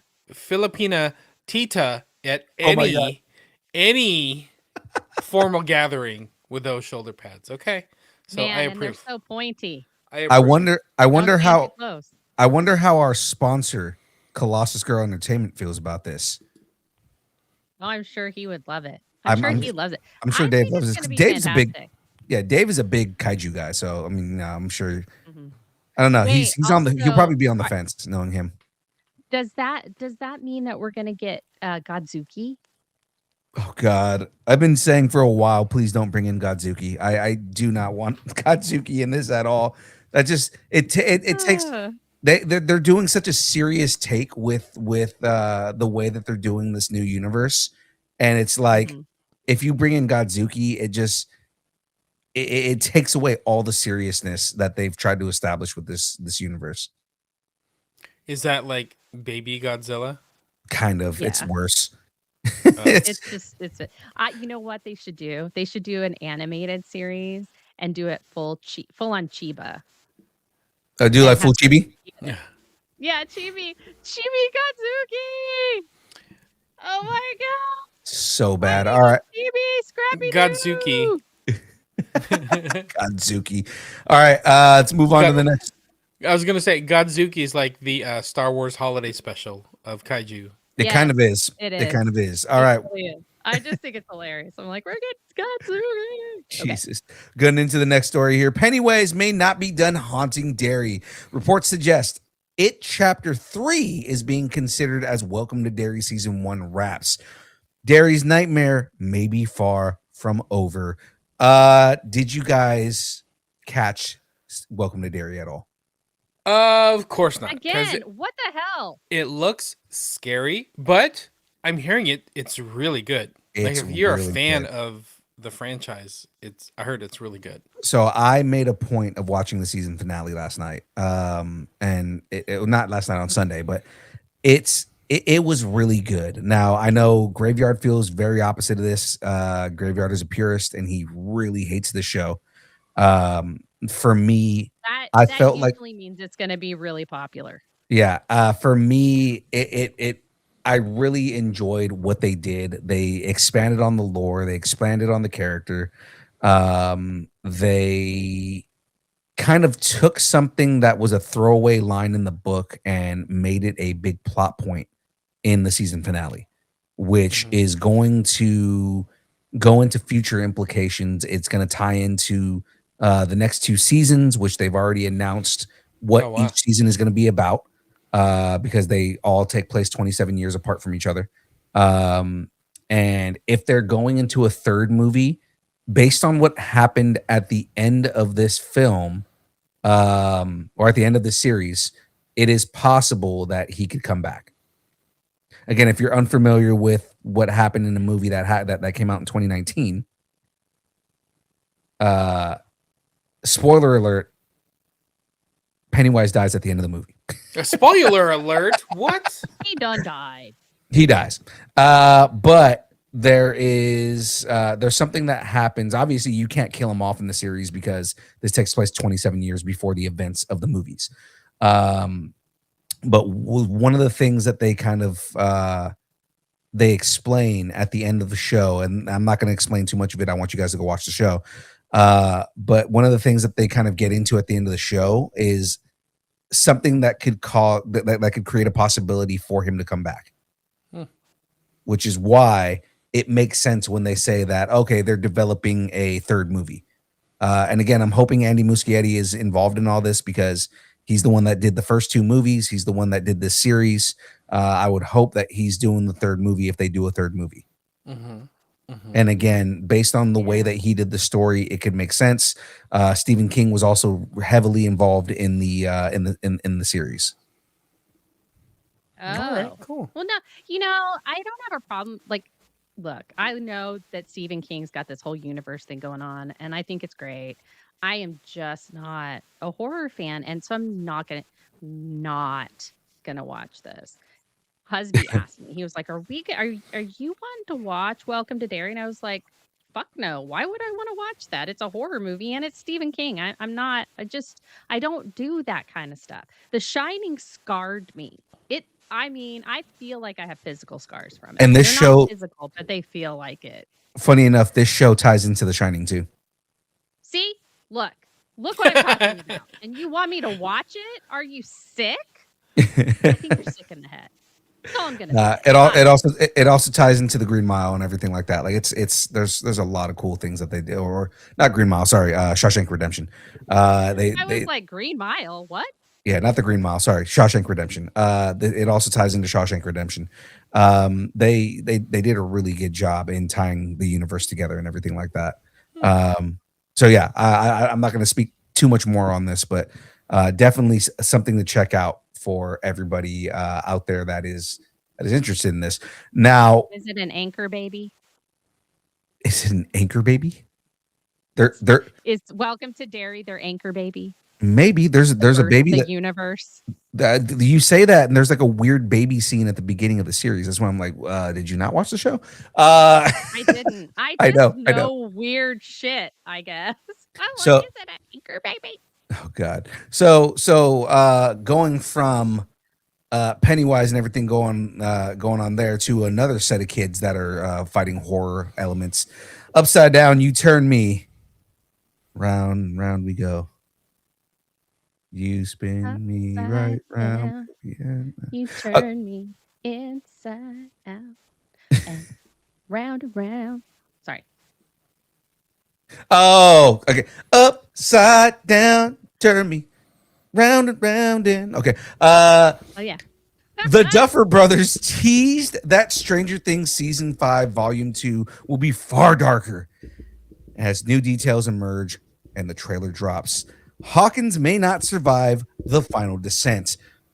Did you guys check out the trailer? Frey, I know you're super far behind on this. All right, James, did you watch the trailer for this? I haven't watched it yet, but I was waiting for Jenny to watch it with me because we're super into Stranger Things, and I've been telling everybody that's been willing to listen to me about Stranger Things and the final season, like, this is the best like final chapter of a story that I've ever seen.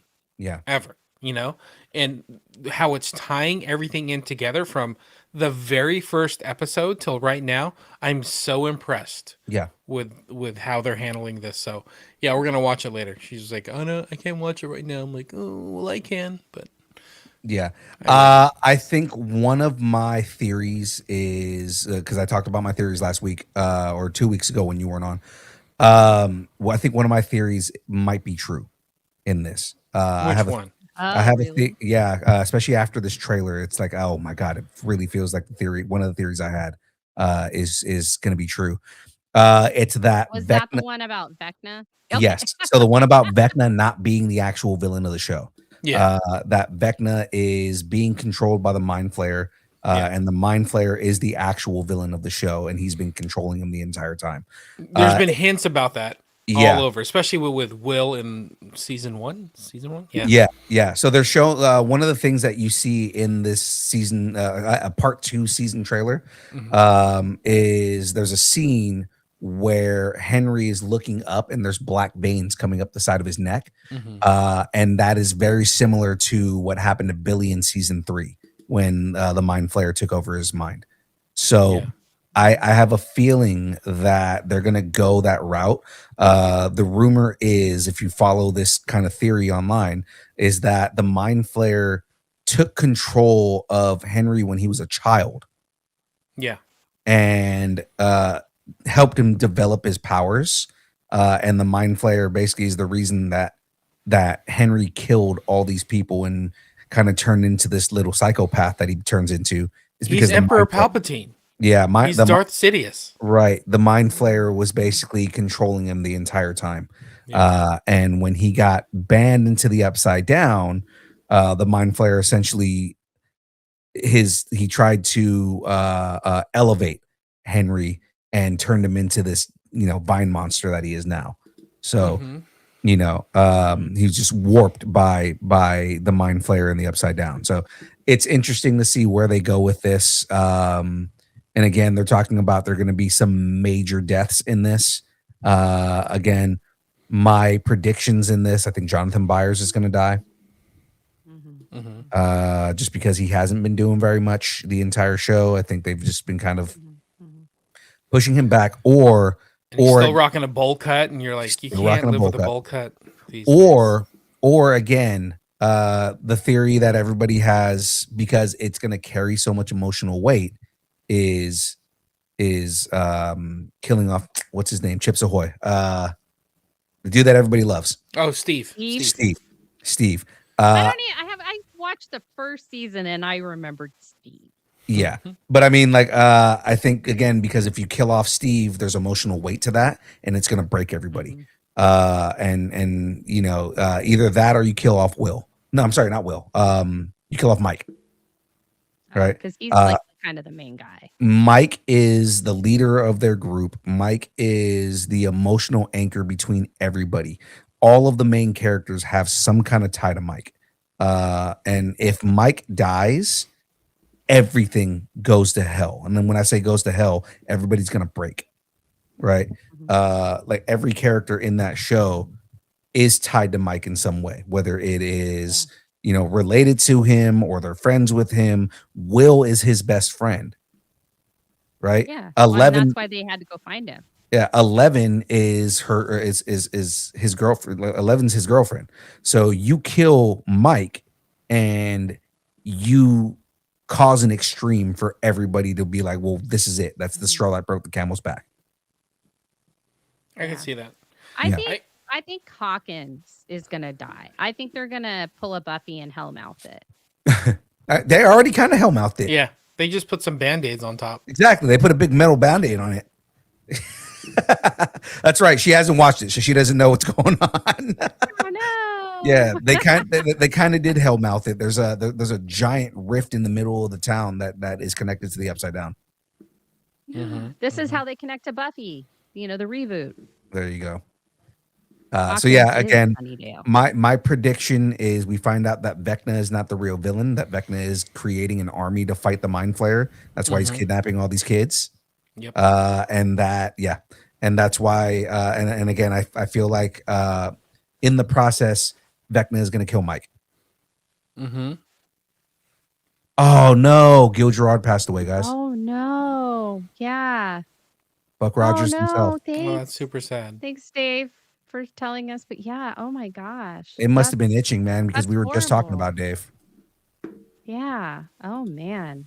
That's sad. And man. he actually said it like appropriately because we're getting ready to talk about Rob Reiner. So now, I know. Yeah. know. So now we're gonna bring Gosh. everything down right now. So, all right. From all the things that we were talking about, to one of the sadder things that's happened this week, we're gonna miss you, Rob, and apparently we're gonna miss you, Gil. So I mean, you know, that's breaking news for us that Gil Gerard passed, Buck Rogers himself. But we'll address this here. Rob Reiner was a celebrated and brilliant filmmaker whose career defined modern storytelling across genres. Each film touched our hearts and made us laugh through the tears, from heartfelt dramas to timeless comedies. His films continue to inspire audiences and filmmakers alike. A life cut short, but a legacy that will remain forever. Rob Reiner's legacy isn't about endings. It's about the timeless stories that continue to live on. Did you guys have you guys gotten a chance to see his latest movie? No, which one is that? Yeah. So sadly, he didn't even get the chance to get the laurels from it. They just released I'm forgetting the name already. It's a sequel. I know he's gonna be in The Bear. And Yeah. Are you talking about Spinal Tap 2? Spinal Tap 2. Okay. Yeah. He was at the premiere. And Yeah. then But I mean, like, again, he's not going to get his laurels. Like, basically, there's been a lot of hype because now that it's streaming right now, there's a lot of hype about like how much everybody's loving this movie, and it literally just hit streaming like a couple of days ago. Oh, that's awful.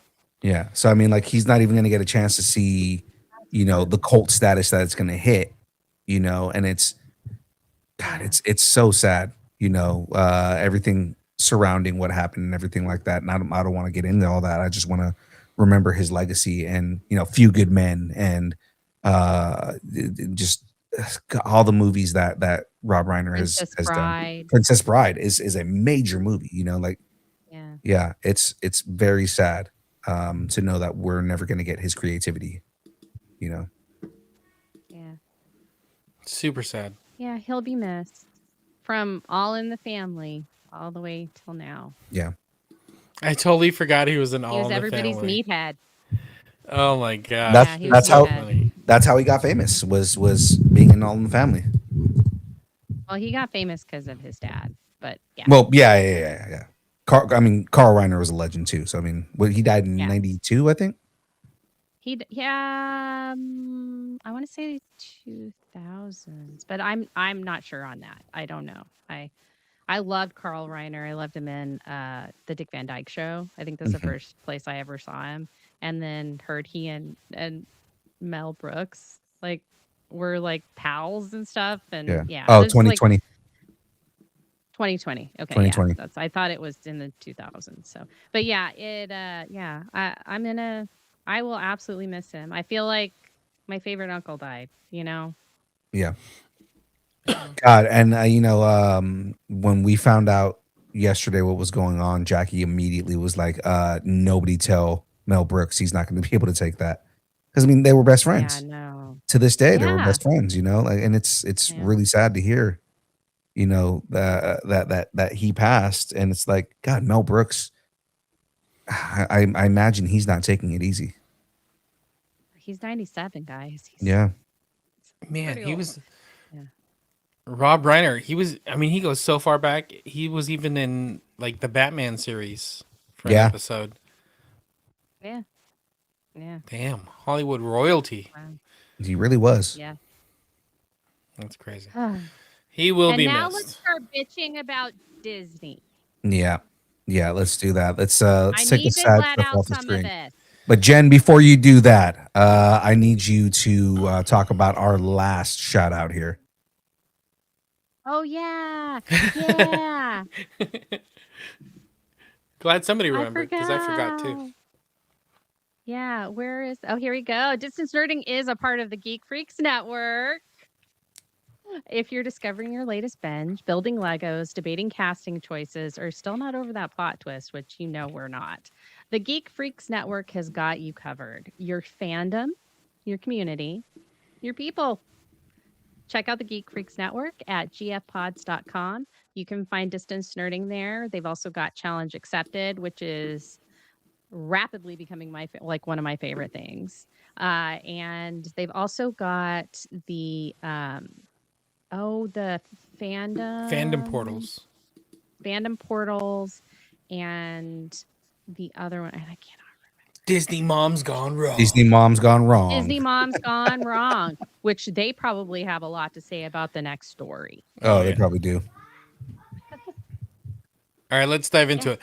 Hold on, Bob, before we do that, before you get on that, remember we've got a transition for this. So guys, it's time to talk about what's happening in all of the nerd world, the things that are trending online. It's time for the trend up.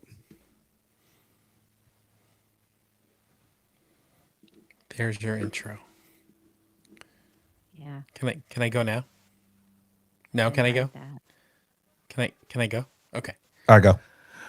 Bob Iger's got a lot of explaining to do. Disney has struck a massive partnership with OpenAI, investing $1 billion into the company and bringing more than 200 Disney characters to the Sora video platform. The rollout is expected to begin in 2026 with integrated Disney's IP into interactive AI-driven video experiences, potentially reshaping how audiences engage with beloved characters across Disney Plus and beyond. This is kind of nutty. So let's break it down just a little bit. So Disney, has always led with some innovation when it comes to technology, from animation to theme parks, all that stuff. But AI is expanding storytelling possibilities, and this could go in so many different directions. Letting fans interact with characters like Elsa or Iron Man or, Buzz and Woody, and it talking back to you in the voices, kind of like that the turtle time or turtle something with Crush in California Adventure. But that's an actor that's doing There's that. an actor behind that. So the automation can handle repetitive tasks, freeing human. Fire him. You're freeing human artists to focus on bold, creative work. So thanks, Crush. Go focus on bold, creative work. The deal democratizes access to Disney's IP, making it more interactive and globally accessible. So the cons, I mean, there's a gazillion cons, but $1 billion AI push risks sidelining human writers and animators and creatives. Ugh. Feeding 200 characters into Sora raises concerns about narrative control and authenticity. AI generated content may lack emotional nuances of human artistry. Disney's legacy was built on imagination, not automation. Over reliance on AI could flatten creativity. So I'm going to ask you guys, is Disney's $1 billion leap into AI the future of storytelling? Or does it risk turning creativity into corporate code?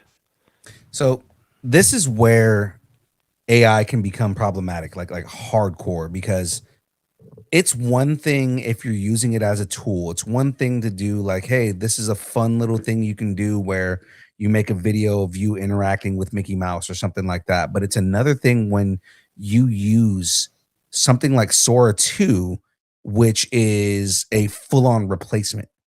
You know, It's a freaky thing. yeah, like it's not you're taking creativity away from creators.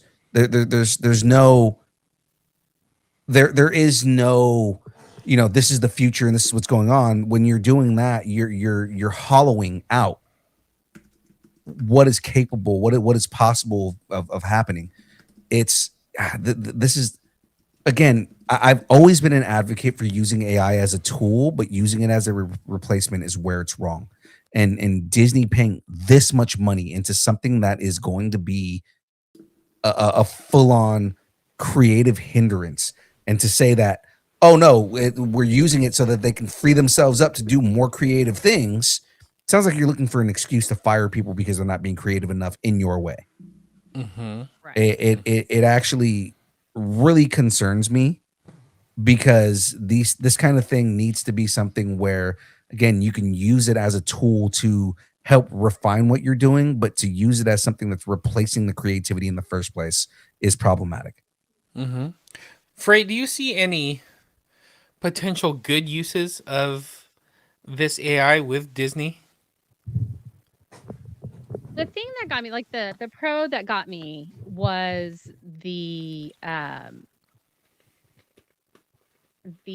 what was it? It's the expanding not expanding the storytelling, the democratizing access to Disney's IP. Disney has always been really stingy with how they use their IPs. It's like they had the vault for a long time where it was like, oh, it's not coming out for 12 years. So if you want to watch Sleeping Beauty, you better watch it now. Like that kind of stuff. And I was like, that's ridiculous in this day and age. So that was really the only one that I was like, you know what? I kind of I would like Disney's IP to be a little bit more accessible, but they kind of changed that with Disney Plus. Yeah. I feel Exactly. like Bob Iger, instead of spending $1 billion on trying to be more creative and have more creative people jump on board, he gave $1 billion to AI so he can push humans out of the equation.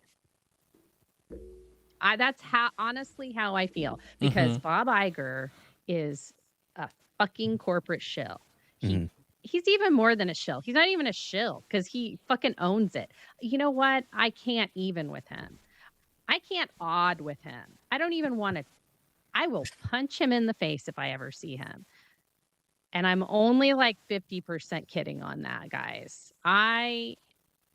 He has done more damage over the years Mm-hmm. than any other studio head, and I'm still including Zaslav in this. Wow. Okay. Zaslav is a jerk and an idiot, but Iger knew what he was doing. He knows what he's doing with this too. He is trying to get all that money, everything he can, and you know what? He's still going to die. And what's going to happen to that money? Oh, his kids or whatever are going to fuck it off. And then where's that money going to be? When he could have spent that $1 billion enriching other people's lives, helping creatives, and maybe bringing a second renaissance into the world. But no, fuck that shit. Let's go corporate. Let's do AI. So fuck him. And I hope his yachts, all of them, sink. Wow. So you're okay with this? Okay, I get it.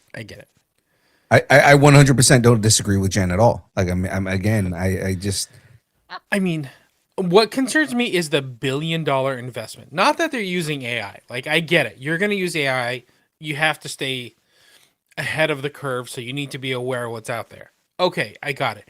But throwing $1 billion into another company, this is an investment that they're expecting to pay off down the road. So I don't know how they're going to, equate this to making their money back. I also think this is a way to make characters live on past the actors that are portraying them. So, like, I don't know, we're looking at Buzz and Woody on the screen over here. Like if Tim Allen ever decides, you know what, I'm done, they're gonna find ways to carry this forward with some kind of AI actor, or they're gonna put this on the cruise ships, and the kid can walk up and go interact with Buzz or Woody or Sleeping Beauty or something like that, instead of having characters in costumes. You'll just walk up to a screen and interact with a screen versus hugging Cinderella when you meet her at Disneyland. So again, I think this is going to pull the humanity out of the Disney magic. So it kind of bums me out. yeah.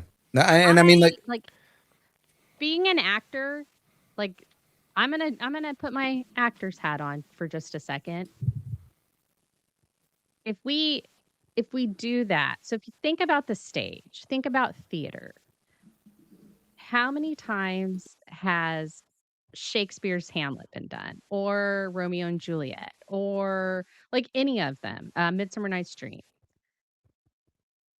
If let's say you put all that in AI, then no one new would be able to experience being able to say Romeo's lines from when he spots Juliet on the balcony. hark, what But yonder window but breaks.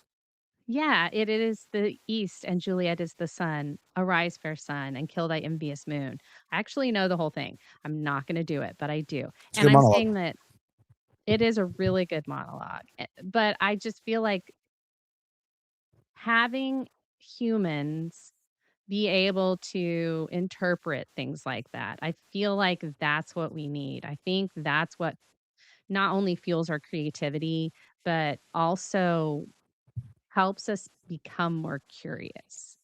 And that is something as humans we need to do. And I feel like we don't have that as much with Google and with all of that. I just, everything's at our fingertips now. Creativity, I feel, has been stifled because of it. So, yeah, I get it's a really good shortcut, but I'd rather have 15 actors play Winnie the Pooh than have the original guy do it, because then it's like, oh, this actor brought something else to it. Think about Wicked. Like if we just had Wizard of Oz and they just, put in Glenda's old voice and had her AI character do it, we wouldn't have gotten Ariana Grande. Good point. Or, the Wicked Witch. We wouldn't have gotten Christina Evio. How do I say her last name? Cynthia Erivo? Cynthia Erivo. What did I say, Christina? Yeah. I don't know. Okay, never mind. I am horrible about that. I apologize. But we wouldn't get her amazing singing or her interpretation. You're not getting new takes on the different characters. I mean, we've been talking about. Yeah. I was talking about the other day about Sebastian Stan potentially playing younger Luke Skywalker, right? Because we were talking about Mara Jade and doing a Mara Jade story where we need a younger Luke Skywalker. Sebastian Stan can play that character, and Sebastian Stan has talked about how he wants to play Luke Skywalker. So I mean, you don't get the opportunities to do that if we are doing AI Luke Skywalker. if we are doing AI versions of characters that you're programming but aren't emotionally there and not portraying the emotion in the character. You're not doing anything new with the character because you don't have an actor that's doing a take on the character. It's in some cases AI is fine. In the cases that I mean, it's going to be like, okay, we use Sora 2 to put Mickey Mouse in a video game, right? I'm okay with Yeah. something like that if it's like a small cameo. The only thing I don't like about that is, we're not getting a voice actor to do the character, right? But I mean, even then, there are things with Mickey where you just visually see him and he doesn't talk. Yeah. And things like that I'm okay with. Things where say you have like the Harry Potter newspapers, right? Like set something up like that, right? Where kind of how James was saying in Disneyland, right? You walk by and you have Cinderella, the actual cartoon character Cinderella, interacting with you on screen, but not saying anything. You know what I mean? Like Yeah. you walk by like a magic mirror, and Snow White or the Wicked Queen is in that magic mirror and she's messing with you. That's something fun you can do with AI, right? Because she's not talking to you, but she's like mirroring your movements and doing all kinds of different things in a mirror in a way that, like, again, like the newspapers in Harry Potter where you have like the GIF inside of the newspaper. That kind of thing would be something fun you do with Disney characters in AI, right? But completely, Sora 2 completely fabricates videos that are somewhat realistic based on scripts. And now you're going to have people interacting with, oh, Mickey Mouse just got caught on my front yard, trying to grab a box. Yeah. Say Wong in the chat said Mr. Rogers turns heel. So Sora 2 is that the videos I see of like somebody takes Mr. Rogers and puts him in a wrestling arena and he's like walking down. It's the ones that look real. The Sora 2 are the ones that look real. Oh my gosh. Right? Husby sent me a couple of them and I'm like, babe, that's Sora. Yeah. That's a Sora thing. 2. Did you see the video? So like this is on topic for everything we've been talking about tonight. Did you see the video of Millie Alcock interacting with Crypto? Yeah. Yeah. So there's a video out there right now of Millie Alcock. It looks like she's on set. She's wearing her full-on costume.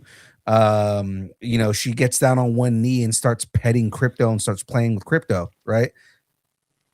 People are being fooled by it because Crypto is a fully animated dog. Yeah, there's no real dog. There's no real dog. He's based on James Gunn's actual dog, but that dog is black. Yeah. James Gunn's dog is black. He's not white. He's gray. Oh, gray. Okay, but he's not a white dog like Crypto, right? Yeah. Crypto as a dog is not a real dog. He was animated by animators, fully animated by animators. And store, right? Yeah. And there's AI stuff out there right now because AI does animals. Sora 2 specifically does animals really well. Yeah. Interesting. You know what? We're going to talk about this though a lot. I'm sure this isn't going away anytime soon. So, and we're almost at 2 hours, so we should probably move it along. So yeah, we're gonna go ahead and move on. Again, it's very concerning where they're going, but either way, from Hawkins to Hollywood, that's the big picture for the week. But now let's bring it back to us. It's time for some wearables. That's right, ladies and gentlemen, because we got merch, people. I'm saying that like I don't have the button ready. I think that was AI, young Phil. It was. We got merch, people. In hindsight, that did sound like the internet was slowing me down and stretching me out. Yeah. No, ladies and gentlemen, that's my acting ability. I was actually stretching that out, trying to move screens for the audio listeners out there. All right, James, go ahead. You must have gone to the Trevor Slattery acting school. We got merch, people, and so can you. DM us at Distance Nerding on Instagram. Let us know what shirt you're looking for. We got 2 different shirts. We got the black shirt with a logo. We got the character shirt and charcoal. They're $20, $25 if we've got to ship it to you. We got different sizes. Let us know what size you're looking for, how many shirts you're looking for. Come get them. Christmas is almost here. That's right. And Distance Give Nerding it merch to your is the favorite best gift. nerd. That's right. Yeah, Distance Nerding merch is the best gift to get for anybody in your family. Just DM us. So Let us nerdable. know. Yes, so nerdable. So nerdable. All right, ladies and gentlemen, let's talk about our schedule. Tuesdays, all the nerdy news, all on Distance Nerding. We are currently doing that show right now. Thursdays, The Build. Ladies and gentlemen, James, I don't know if you want to be here for this one, but from Sack Geeks Direct, Frisco is going to be on the show this week, so it's going to be nice. Good job. Yeah. So we're going to be Frisco, talking. such a good guy. Yeah, we're going to be talking with Frisco on this Thursday, talking about his Frisco origin from story. Frisco? I don't know if he's from the city, Ado, or he might be from Frisco, Texas. No, probably not. But we will be talking with Frisco from Sat Geeks this Thursday. So tune in for that. I am still building the Grinch wreath. This is what I've got built so far, so you guys can see that. Nice. Right now, I've got to actually build the Grinch, and then I also somebody sent me this, and I may actually build it. Somebody sent me like one of those little mini kits of a Christmas tree. Oh, how cute! Aw. So I'm probably gonna build that on Thursday too. Gonna build that so that the Grinch can steal it. Oh my God, yes! I'm probably gonna do that. And then, of course, ladies and gentlemen, on Fridays we've got the buzzer from 6:30 to 8:30, playing all the different games, all the different things. You guys missed out on Jen's holiday edition Jeopardy on Friday. It was absolutely hilarious. It was a riot. It was so much fun. I'm glad that you guys liked the categories because I was really stressed out about it. But you all really you ran the Tim Burton one, and the Christmas Carol, the Twisted Christmas Carol movies. Yeah. You guys ran those immediately. It was crazy. Yeah. And then there was the horror one that only Graveyard knew. I can't believe that the hidden Bruce Campbell, of all people, he didn't even know that movie. Of all people, the guy who knows nothing but Bruce Campbell didn't know the hidden Bruce Campbell question. I mean, to be fair, it was a Hallmark movie. Yeah. But it's fun. For sure. I was like, the only Hallmark movie he'll know. And he didn't even get it. And freaking Phil was like, I bet it's Bruce Campbell. And I was like, you motherfucker. I made a joke. You even say that. Yeah, I made a joke that's like, it's probably Bruce Campbell. That's probably the hidden Bruce Campbell. And it ended up being the hidden Bruce Campbell. Yeah, it was fun. We had a good time. Yeah. So guys, do we have any pluggables? Anybody want to do any side plugs? Anybody have any events or anything that they're doing that is not necessarily related? Shadu's channel. All right. SHDU Studios, guys. Also DeLong Fam Cosplay. I know they're still trying to get to 200 followers. Guys, follow DeLong Fam Cosplay if you're not already doing that. They are giving stuff away. And get that out there, guys. We want to celebrate and get them to 200. Get them to 200, guys. They're so close. Get them there. Matter of fact, I got to celebrate here. We just hit 500 subscribers not subscribers, 500 followers on the Tiki Talkies. Nice. Yeah. On the Tiki Talkies. Oh, never mind. Somebody unfollowed us. We're $4.99. Damn it. I got excited for a second. I was like, I'm looking at it again. Nope, we lost a follower. Probably somebody that was really upset with my my Aquaman take again. It was Disney's AI. They're like, nope, I don't like what they're saying. Oh, they don't like AI. Yeah. We're about you too.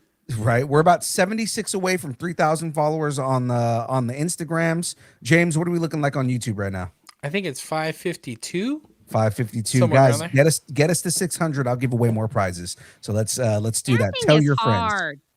Yeah, I know, right? Tell your friends about us, guys. Tell all your friends about Distance Nerding, about the good word of Distance Nerding, and let them know that if you follow us, that we will let Cthulhu know and he won't kill you in the afterlife. So we're good there.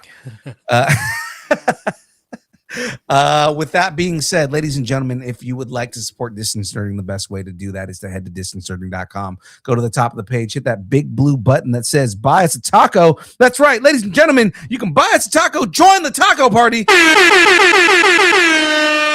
That's right. Join the taco party, ladies and gentlemen. It's the best way to support Distance Nerding. Makes it so we can do more shows. We can do more events. Again, follow, hit subscribe, all those things. Hit that bell button on YouTube so you know when we go live. And again, I may be starting to give random prizes away during the show. I've got a couple movies I need to give away. So guys, I think yeah, actually that's what we're going to do. Live next week for Distance Nerding, I'm going to give away a movie. Let's do it. I've got a copy of Roofman. So Jen got excited. James, you're on mute. But I've got a copy of Roofman. So I was gonna say we should give more away. Give something away on Instagram. Yeah. Well, like I said, the Tiki Takis. I'm gonna hop back on and be like, hey guys, we're one away. Subscribe or follow us on TikTok. Actually, matter of fact, our 500th subscriber on TikTok, I'm giving him a prize. There you go. I like it. There you go. Right there. But you got to stay on there for at least a week. Exactly. So, you can't be up to 500 and then get back off like that other person. Yeah, 500th follower on TikTok. As long as you don't unfollow us, I will send you a movie. Okay. There you go. All right, ladies and gentlemen. Well, that's pretty much it from us. Have something you want to discuss? Connect with us on all the social media places. If it exists, we are there at Distance Nerding, or send us an email at distancenerding@aol.com. James, take us home. Thanks, and keep nerding together. That's right. Good night, Bruce. Brucey, it's time to go to bed, buddy. Good night. Good night, buddy. It's time to go to bed. Sun's getting kind of low. Sun's getting low there. Sandra will tell you that kid has been hulking out lately. So there you go. It's an excuse. There it is. Well, ladies and gentlemen, that is it from us. We will see everybody on Thursday with Frisco, talking about Sat Geeks and all the fun things that we got going on there. Frisco on a Thursday. Frisco on a Thursday. That works for him. All right, ladies and gentlemen, that's it from us. We will see everybody later. Bye, y'all. Distance Nerding.